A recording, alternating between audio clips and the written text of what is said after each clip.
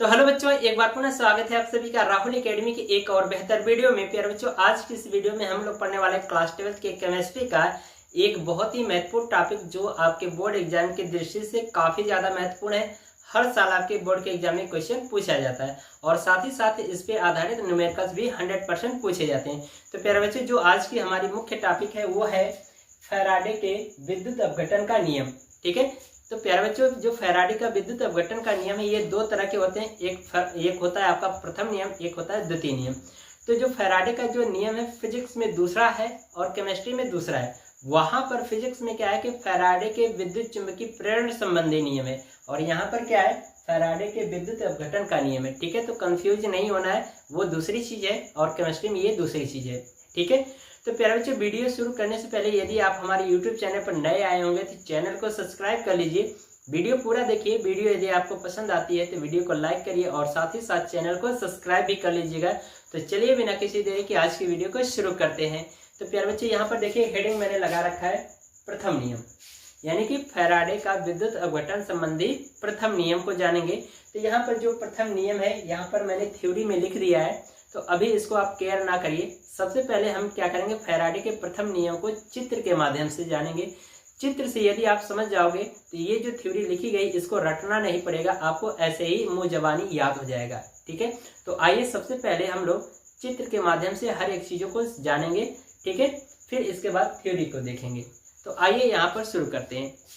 तो प्यारे बच्चों देखिए, हेडिंग जो है ना, फैराडे के विद्युत अपघटन संबंधी नियम है, यानी कि यहाँ पर जो नियम हमें पढ़ना है विद्युत अपघटन से संबंधित पढ़ना है। तो विद्युत अपघटन से संबंधित पढ़ना है तो प्यारे बच्चों हमें पता है कि जो विद्युत अपघटन की जो क्रिया होती है वो किसमें होता है, विद्युत रासायनिक सेलों में होता है। तो इसका मतलब ये है कि जो चित्र हम लोग बनाएंगे वो किसके माध्यम से समझेंगे, विद्युत रासायनिक सेल के माध्यम से समझेंगे। तो आइए सबसे पहले हम लोग क्या बनाते हैं, विद्युत रासायनिक सेल बनाएंगे और फिर उसके बाद उसमें जो होने वाली जो क्रिया उसके बारे में जानेंगे। तो उससे जो निष्कर्ष निकलेगा ना, वही हमारा क्या कहलाएगा, फैराडे का प्रथम नियम कहलाएगा। ठीक है, तो यहाँ पर सबसे पहले हम लोग क्या बनाएंगे, विद्युत रासायनिक सेल। तो इसके लिए क्या करना होगा प्यारे बच्चों, सबसे पहले हम लोग क्या करेंगे, एक पात्र लेंगे जिसमें हम क्या करेंगे, एक विद्युत अपघट्य विलयन डालेंगे। ठीक है, तो सबसे पहले हम लोग यहाँ पर पात्र बनाएंगे।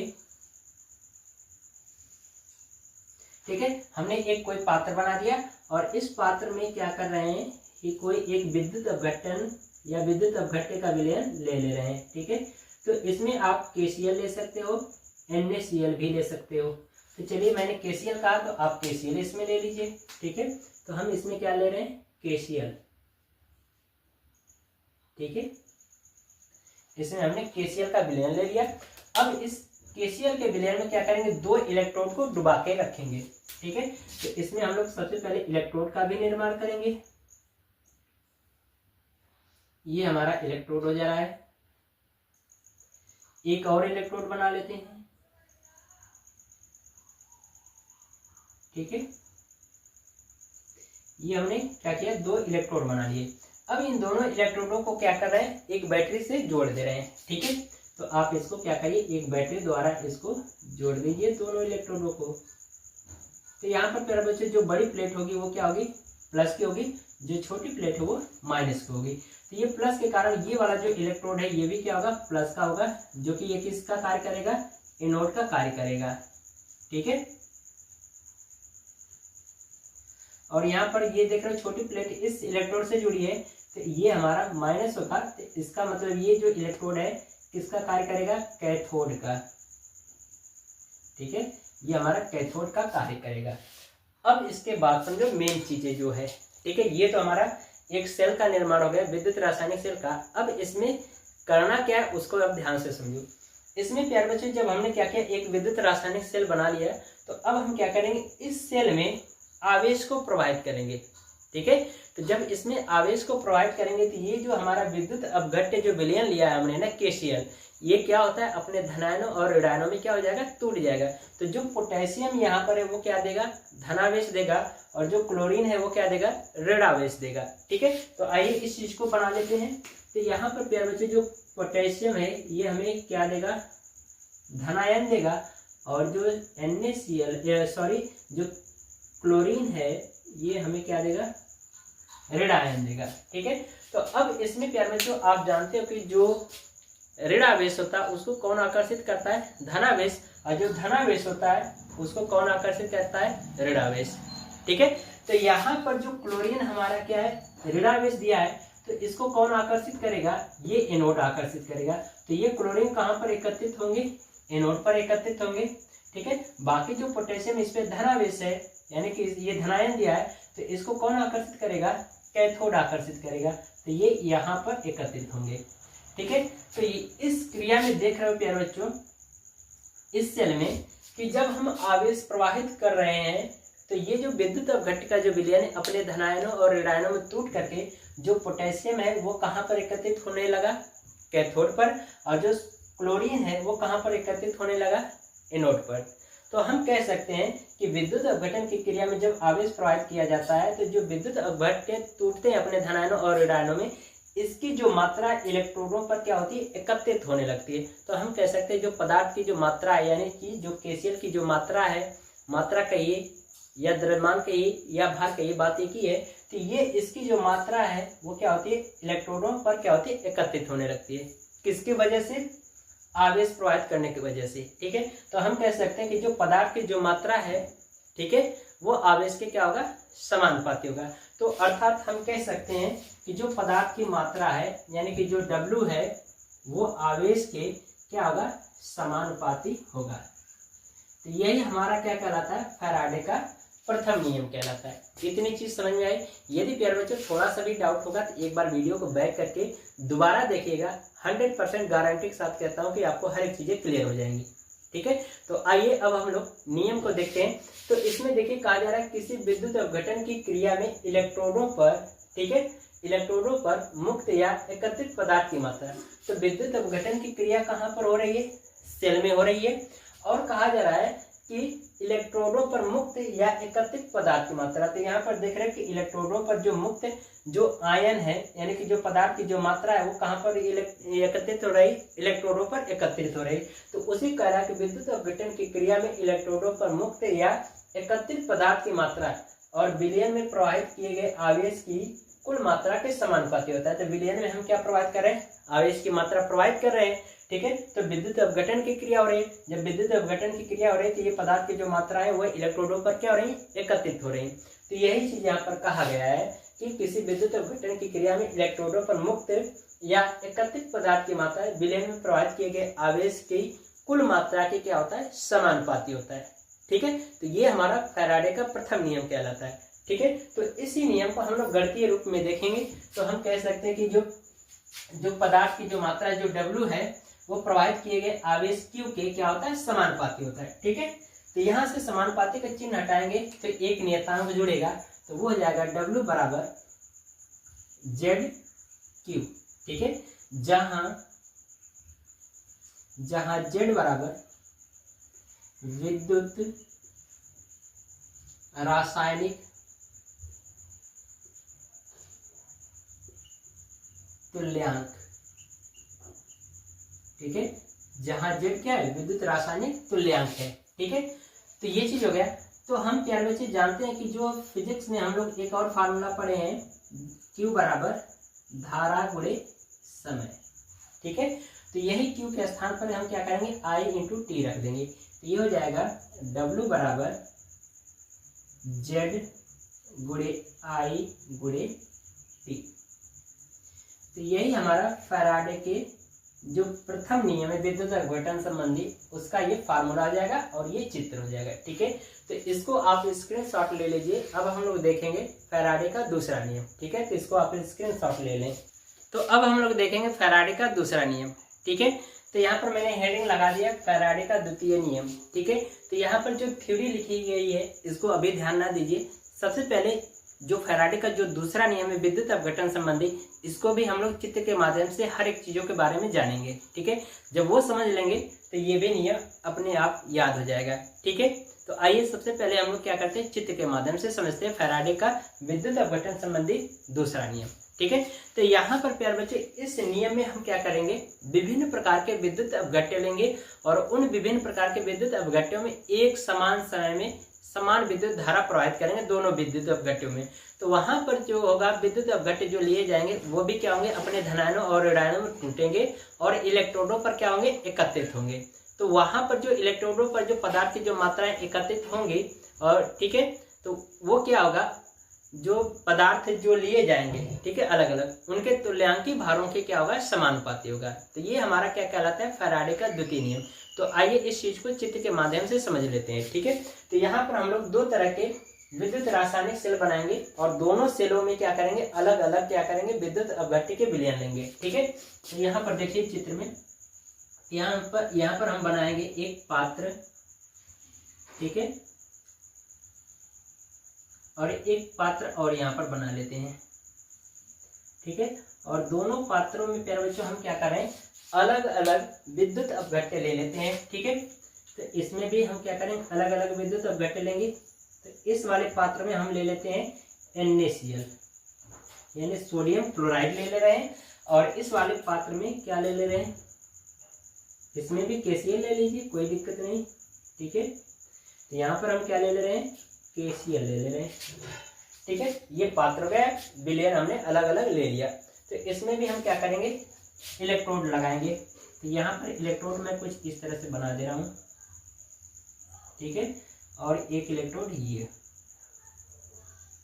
ठीक है, अब दोनों इलेक्ट्रोडों को प्यारे बच्चों हम क्या करेंगे कि एक तार से जोड़ करके इसमें समान समय में समान विद्युत धारा प्रवाहित करेंगे। तो हम क्या कर रहे हैं कि इन दोनों इलेक्ट्रोडों को, ठीक है, तो ये वाला इलेक्ट्रोड हमारा प्लस का होगा, ठीक है, ये माइनस का होगा, ये प्लस का होगा, ये माइनस का होगा। ठीक है, अब इन दोनों इलेक्ट्रोडों को क्या करें, एक तार से जोड़ करके इसमें समान समय में समान विद्युत धारा प्रवाहित करें। ठीक है,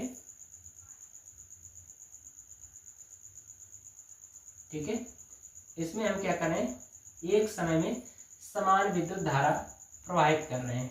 ठीक है, तो जब समान विद्युत धारा प्रवाहित कर रहे हैं दोनों इलेक्ट्रोडों में, तो यहाँ पर क्या होगा, विद्युत अपघटन की क्रिया होगी, यानी कि यहाँ से सोडियम क्लोराइड जो होगा अपने धनायनों और ऋणायनों में टूटेगा, और यहाँ से पोटेशियम क्लोराइड जो होगा ये भी अपने धनायनों और ऋणायनों में टूटेगा। ठीक है, तो यहाँ पर क्या होगा कि जो सोडियम है ये हमारा प्लस आयन दे देगा और क्लोरीन क्या करेगा, माइनस आयन दे देगा। तो सोडियम हमारा प्लस आयन दे देगा, ठीक है, और जो क्लोरीन है ये माइनस आयन देगा। ठीक है, और उसी तरह से पोटेशियम भी क्या करेगा, यहाँ पर धनायन देगा, और क्लोरीन जो है ये क्या करेगा, ऋण आयन देगा।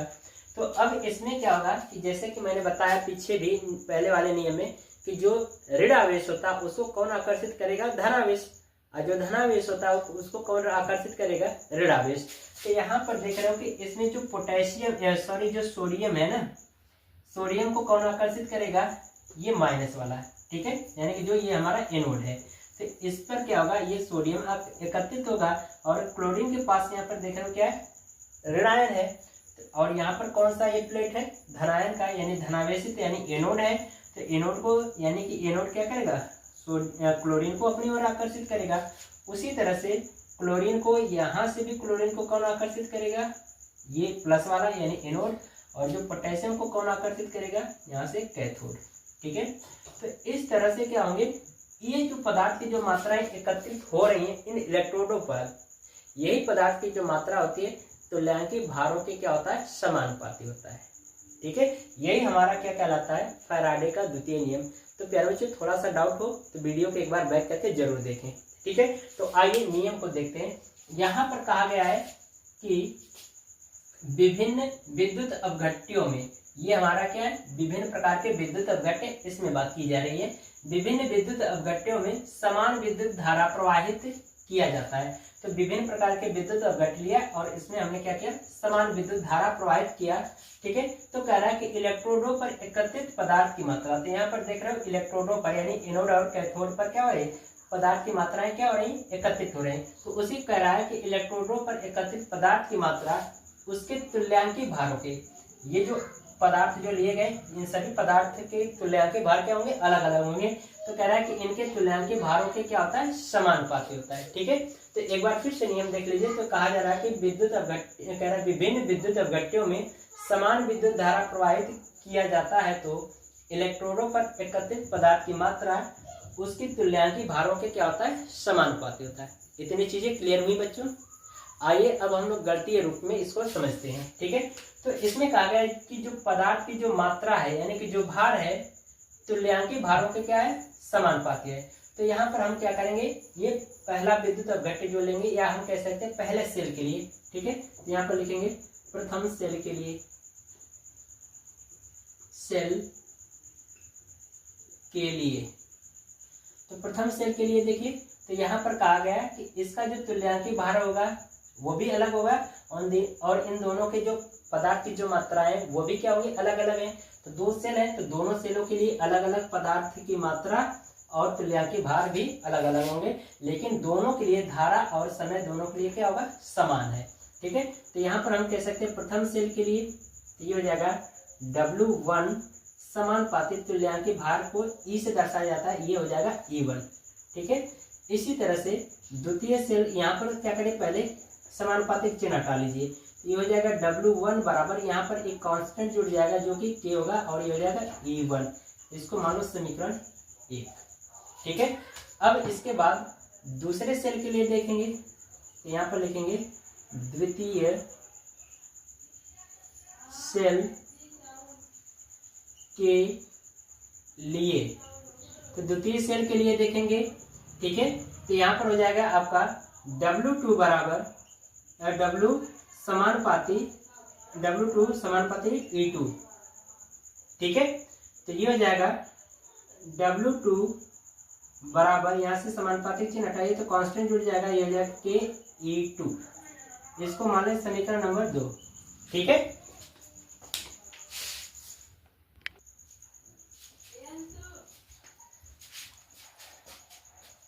ठीक है, तो इतनी चीजें समझ में आ गई। अब प्यारे बच्चों मैं क्या कर रहा हूँ कि इस चित्र को रफ कर रहा हूँ, आपको यदि स्क्रीनशॉट लेना हो तो ले लें। ठीक है, ये चित्र ले लिए स्क्रीनशॉट। अब देखिए इसको मैं हटा दे रहा हूँ। ठीक है, तो अब हम क्या करें कि ये जो समीकरण 1 और 2 है इनका भाग कर दें। ठीक है, तो यहां पर लिखेंगे समीकरण 1 डिवाइड बाय समीकरण 2। ठीक है, समीकरण 1 और 2 का भाग कर दें, लेफ्ट साइड का लेफ्ट साइड में, राइट साइड का राइट साइड में।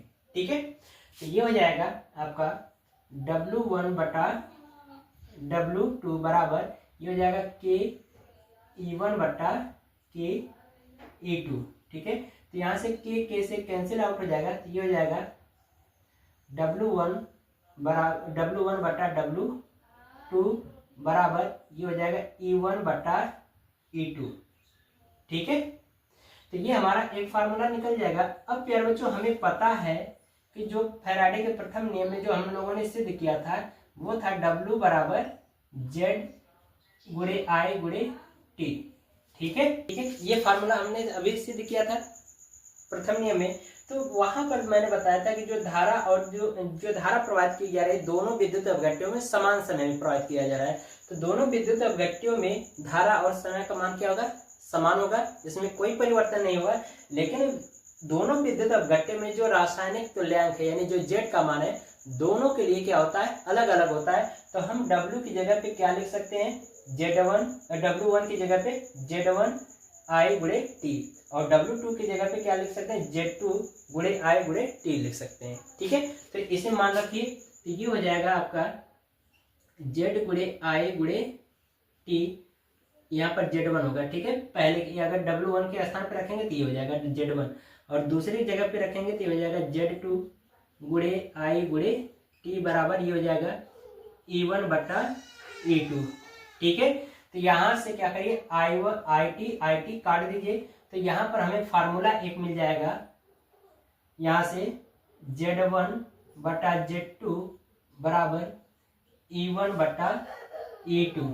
ठीक है, ये हो गया, तो ये हमें फार्मूला पता हो गया। अब यहाँ पर प्यारे बच्चे देखो कि जो E1 बटा E2 है, E1 बटा E2 वो किसके बराबर है, W1 बटा W2 के। तो इसकी जगह पे हम और बराबर करके रख सकते हैं कि यहाँ पर लिख सकते हैं W1 बटा W2। ठीक है, तो तो ये हमारा फाइनल डेरिवेशन हो गया फैराडे के द्वितीय नियम का। तो इसको स्क्रीनशॉट लेना तो ले लें, ठीक है, ले लिया। तो मेरा बच्चों आशा करते हैं हर एक चीज़ें आपको क्लियर हो गई होंगी। तो यदि आपको ये वीडियो पसंद आई हो तो वीडियो को लाइक कर दीजिए, साथ ही साथ चैनल को सब्सक्राइब भी कर लीजिए। मिलते हैं इसी तरह से एक और मज़ेदार वीडियो में, तब तक के लिए गुड बाय, थैंक यू, जय हिंद बच्चों।